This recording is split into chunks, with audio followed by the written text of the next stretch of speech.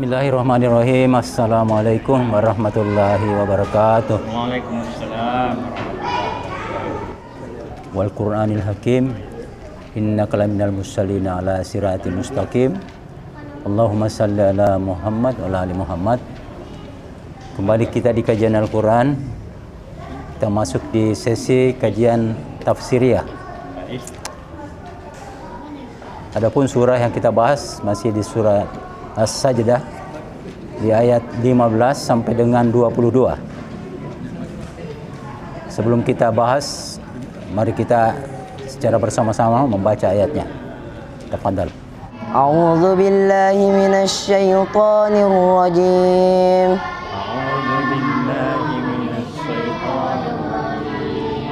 Bismillahirrahmanirrahim.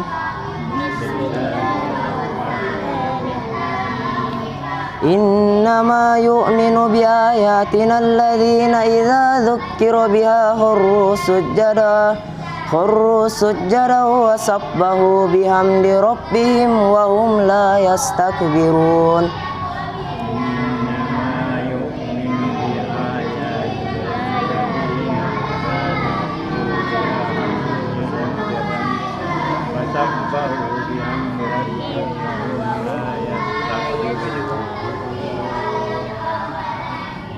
Subhanallah.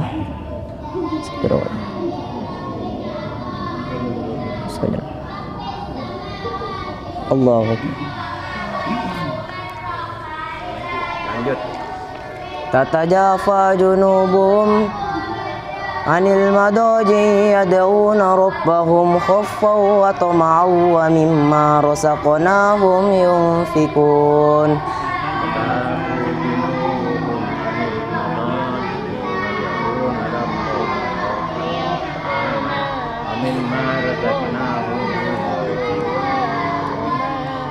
Fala ta'lamu nafsum ma ukhfiya lahum min qurrati a'yuni jazaa bima kanu ya'malun.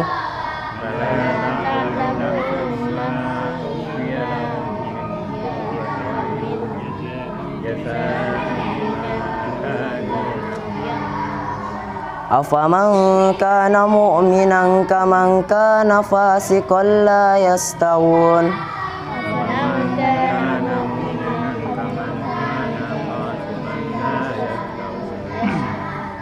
Ammal ladzina amanu wa amilus solihati falahum jannatul ma'wa nusulan bima kanu ya'malun.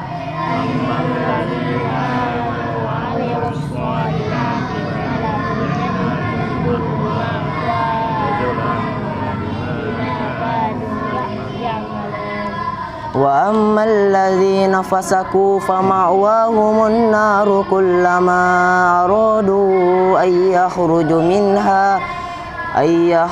minha uwidu fiha wa qila lahum dhuqu asaban naril ladzi kuntum bihi tukadzibun.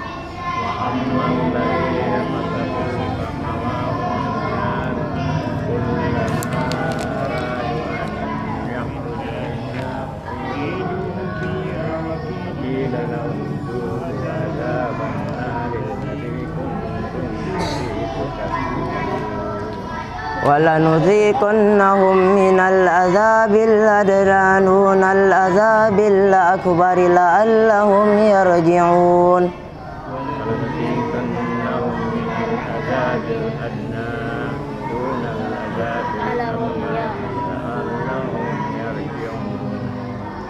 وَمَنْ أَظْلَمُ مِمَّنْ ذُكِّرَ بِآيَاتِ رَبِّهِ ثُمَّ أَعْرَضَ عَنْهَا Inna minal mujrimina muntakimun.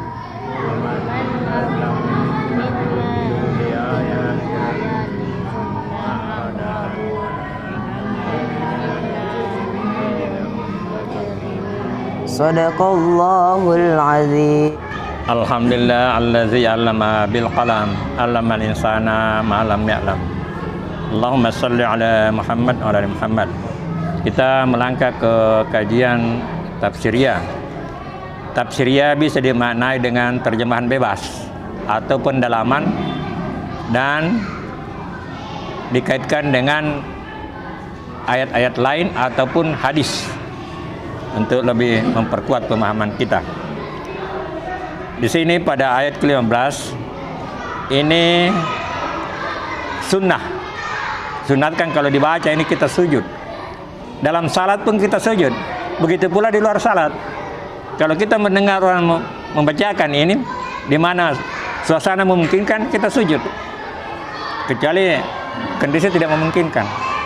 Nah, ini menunjukkan komitmen kita bahwa kita beriman tidak hanya di sini, tapi fisik juga. Jadi iman itu harus dibuktikan dengan fisik. Jadi kita sujud. Semua Nabi sujud, termasuk Nabi Isa. Jadi Nabi Isa itu ditiru oleh Paus. Kalau Paus datang ke suatu negeri, dia sujud juga. Ya. Tapi saya tidak tahu umatnya apakah ikut juga sujud. Allahuakbar. Itu menunjukkan bahwa wajah yang kita angkat ini kita ratakan dengan lantai. Ini menunjukkan ketidakberdayaan kita, kehinaan kita kepada Allah Subhanahu wa taala. Nah, yang diperintah sujud itu iblis. Iblis sebenarnya itu dari golongan jin. Tetapi levelnya tinggi sehingga disedariatkan oleh malaikat, dan dia ada di majelis malaikat ketika disuruh sujud itu. Sujud kepada Adam bukan berarti menyembah dia, tapi menghormat. Sebagaimana kita baca dalam surat Yusuf, ketika Yakub dan keluarganya dan istrinya datang ke Mesir dan dia sujud di depan Yusuf, padahal itu anaknya.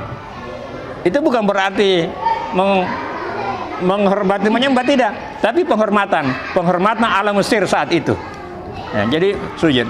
Ruku juga begitu penghormatan. Kita pun kenapa kita harus? Karena kita yang makhluk nomor satu. Kalau kita berjalan, kita membentuk angka 1. Tidak ada makhluk yang sempurna manusia kalau dia jalan itu angka 1 dia. Tapi ada saatnya kita ruku, ada keterbatasan. Jadi kalau kita menghormati orang, itu berarti bahwa saya ada keterbatasan. Kan dia balas juga begitu. Apalagi orang Jepang di negerinya Pak Bakri ini. Kalau dia hormat begitu, artinya saya ada keterbatasan. Nah, kita pun balas, saya juga begitu. Jadi itu penghormatan, artinya merendahkan diri, apalagi kepada Allah. Ya, ruku dan sujud. Ya, kemudian di sini di ayat berikutnya dia tunjukkan ciri-ciri orang yang beriman itu, yang insya Allah akan beruntung, ditempatkan di Jannatul Ma'wa, adalah senang meninggalkan tempat tidur. Artinya salat tahajud. Ya.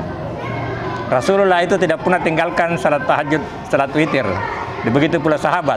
Ya. Mudah-mudahan kita bisa mengikuti itu. Tidak usah banyak-banyak, setidak-tidaknya rutin kita lakukan. Bangun di tengah malam atau bangun menjelang subuh, salat tahajud. Ini demikian. Dan Allah mempertanyakan apakah sama orang beriman dengan orang fasik? Tentu tidak sama. Ya. Karena dia melakukan penyembahan kepada Allah. Nah, kalau bagus salatnya orang, maka bagus juga itu hubungannya dengan manusia lain. Salah kalau mengatakan salatnya bagus, tapi hubungannya dengan manusia lain tidak bagus, berarti salatnya tidak bagus. Yang bagus salatnya, bagus juga hubungannya dengan manusia lain. Insya Allah. Kita sharing, jadi tidak terlalu jauh karena kita sharing. Yang jelas apa yang kita baca di 7 ayat ini menjelaskan tentang bedanya orang yang beriman dengan orang yang fasik. Dan imbalannya juga berbeda. Ada Jannatul Ma'wa, ada neraka. Setiap dia keluar dimasukkan lagi. Mudah-mudahan ada manfaatnya. Akhirul kalam. Barakallahu fikum. Assalamualaikum warahmatullahi wabarakatuh. Assalamualaikum warahmatullahi wabarakatuh. Langsung saja, ini mungkin pertanyaan.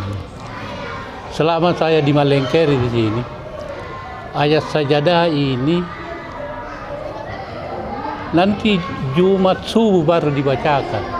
Apakah tidak memungkinkan di salat Isya atau di salatan ini ayat ini? Kenapa di subuh saja?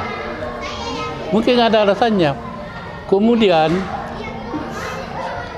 sesuai informasi yang kami dapat atau baca bahwa kata-kata sajadah ini bukan satu saja di dalam ayat suci Al-Quran. Apakah setiap kita membaca ini harus sujud? Seperti di pondok-pondok tahfiz, ini kan mulai dari juz 1 sampai 30 itu, pasti dia lewati itu ada kata-kata sajadah di situ, sujud. Apakah itu harus sujud? Dan apakah pernah ustaz itu atau mubalik itu membicarakan masalah ayat sajadah ini? Mungkin baru pertama kalinya di masjid ini kita bicarakan masalah ayat sajadah ini. Ini. Jadi banyak hal yang mungkin perlu kita tahu dari ayat sajadah ini. Makasih. Assalamualaikum warahmatullahi wabarakatuh. Assalamualaikum warahmatullahi wabarakatuh.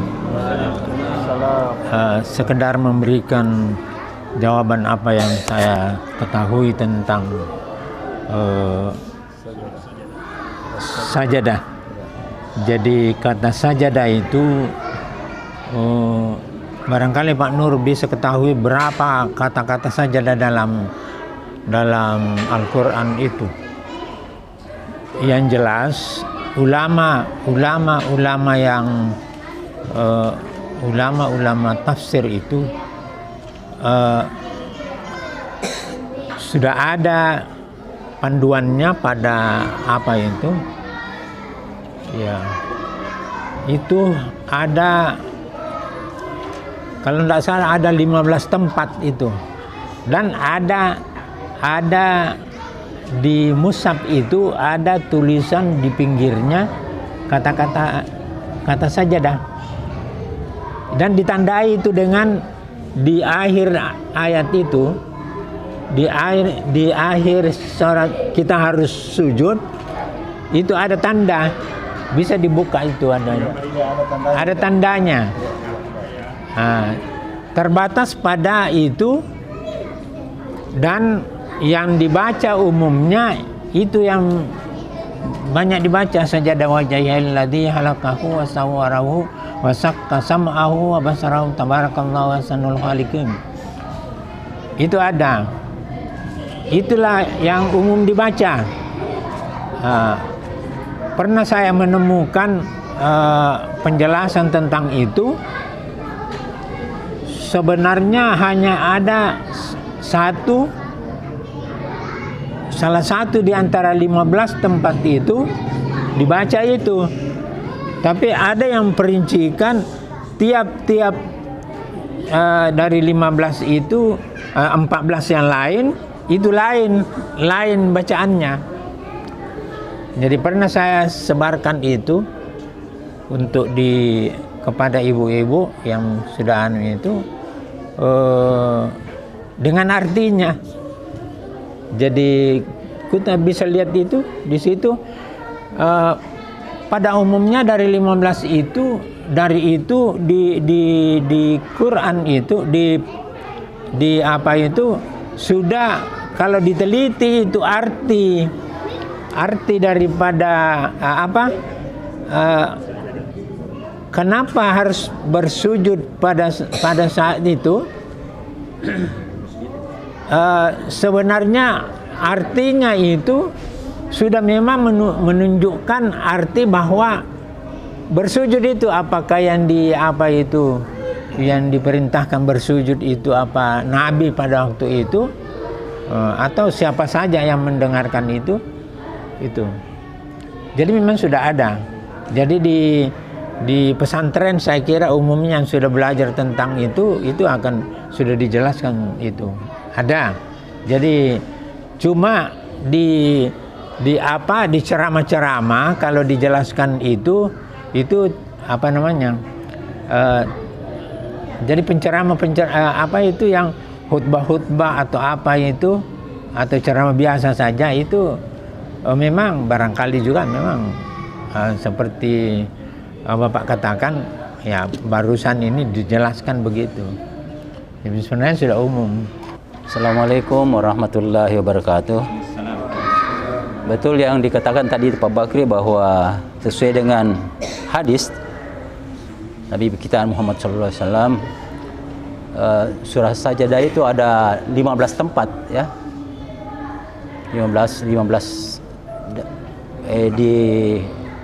diulangi dari beberapa surah ya. Antara lain itu sujud sajdah. Sebetulnya itu perintah ayat untuk kita sujud. Jadi biar juga kita membaca biasa seperti tadi, kita harus sujud itu karena ayat memerintahkan bahwa sujudlah kau situ. Nah, di masjid ini pernah saya dapati salah seorang jemaah kita, kalau malam Jumat dia tidak ikuti itu sujud tilawah. Jadi nanti habis sujud tilawah orang baru dia masuk. Pernah ada salah seorang jemaah kita di sini. Saya tidak tahu juga, saya tidak tanya juga alasannya apa ya, tapi itu yang terjadi. Nah, jadi yang kita perlu pahami bahwa sujud tilawah itu kita lakukan dalam sholat ataupun di luar syarat itu karena perintah ayat. Ya. Dan ini disunnahkan. Kenapa harus malam Jumat? Karena ada juga itu ada hadisnya. Ada hadisnya tentang itu. Disunatkan malam Jumat membaca surat Jumat subuh ya, Jumat subuh, maaf. Disunatkan untuk membaca surat Sajadah itu. Itu hari Ustaz Irfan pernah ditanya, kenapa harus ayat itu? Dia bilang ya sesuai dengan hadis